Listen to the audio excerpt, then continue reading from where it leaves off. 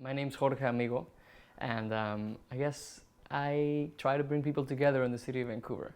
The city does not have those public places that foster socializing in a way that is easy. Forget the model of the seawall. The seawall is this basically a boardwalk where you look outwards. The point of the seawall is to either exercise, walk your dog, walk with someone, talk, and look to the ocean, look towards the mountains, the opposite of a successful socializing space. It is very successful if you want to exercise and show off your abs or run around and show that you're the most fit city in the world, and then you wear Lululemons. That's great. Success, done, seal of approval. If you want a successful socializing space, this is not it. Why? Because it's not self-referencing. You can't possibly stop someone in the seawall who's running. Be like, hey, come stop! I want to talk to you because you're a creep. Like by definition, that's called harassment. You can't harass someone that's going from point A to point B.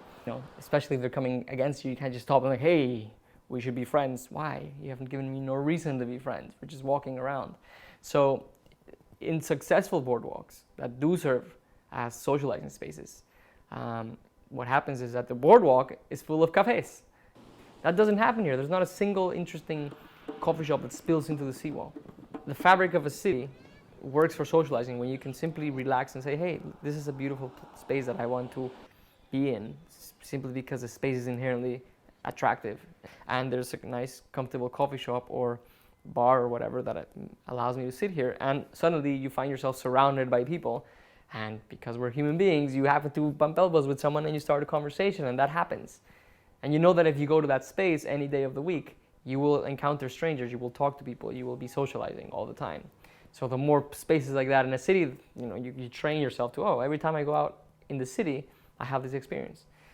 So in Vancouver, think about how sad it is where the only place where that, the chance for casual interactions happens, probably Granville Street at night, which is the biggest frat party ever organized by any city in the world, every single weekend.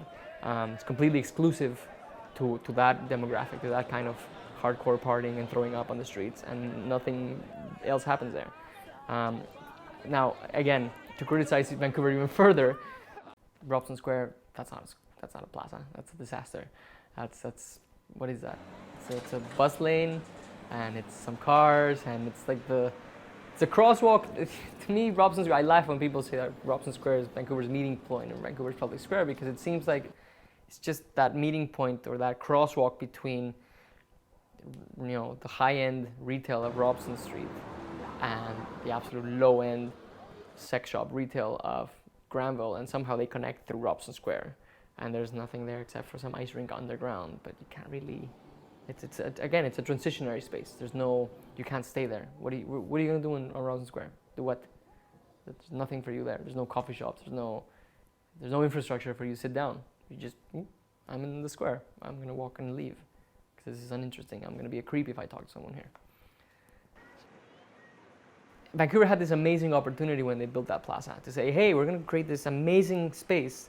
We have all the funding because of the Olympics are coming. Amazing space, of the Olympic flame's going to be there. We're going to put some sculptures. And it could have been this absolutely successful public square for socializing and for inviting people to come here and make it Vancouver's public square. But you go there any day. If you ever see more than two people chatting or doing something relatively interesting in that plaza, it's a good day. It's an absolute failure of a space. Why? Because if you look at the design of that space, it's just a platform for photo ops, for tourists to take a picture of the mountains and get out of there as fast as they can and go somewhere else, because the plaza is not inviting. It's this massive square that makes you feel like an ant.